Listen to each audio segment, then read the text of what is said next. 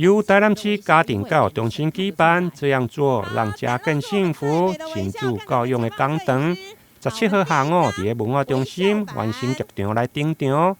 同时，这嘛是疫情降级未解封以来的头一场，为控管人流甲人数，现场开放240位的室厝，加上线顶的直播。总共将近500位民众同齐聆听，包括教育局主秘杨志雄、家庭教育中心的主任张炳英，拢亲自到场，主要宣导家庭教育的陪伴甲爱的精神。很多人都会问家庭教育中心在做什么？我们家庭教育中心是在传播一个理念，第一个陪伴，陪伴是对孩子来讲，这一生最重要的一个功夫，所以我非常感谢我们家庭教育中心，从我们的张主任带领之下，在每一场的活动里面，其实都很在意跟重视陪伴这个精神。有些孩子从小并没有像我们，或像我们在座的很多朋友们，有这么多让父母陪伴的经验，因此对于未来的一个依附的感觉，常常会透过其他的团体。其他的朋友来得到，那有些很幸运，他可能度过了，但是有些人可能没有那么幸运。所以第二个，我们家庭教育中心秉持的第二个精神是爱。在家里面，有时候不是讲理的地方，有时候更需要的是讲爱。希望说，在座的所有朋友们，在今天的讲座里面，我们一起寻找回陪伴跟爱的感觉。现场邀请马街儿童病院的儿童感染科医师，同时嘛是亲子天下专栏作家黄聪玲医师现身讲法。黄聪玲以儿科医师甲亲子教育到底有啥物关系？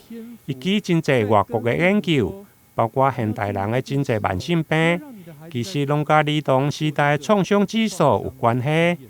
因此，要让囡仔一世人健康，伫个囡仔5岁进前。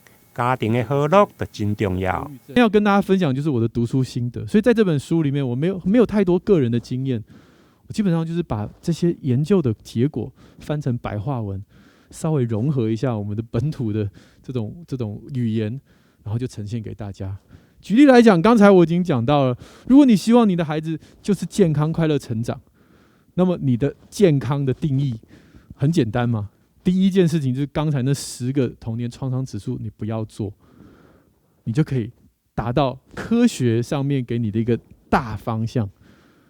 我不要有这10个童年创伤指数，我的孩子将来肥胖的几率，染上这个抽烟、喝酒的几率，通通都会降低。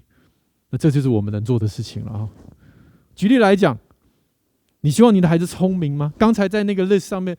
可能很多人心里面想说，对，我希望我的孩子，能够智力发展比较好，能够很聪明。那你可以怎么做呢？这个是我帮大家找的这个文献。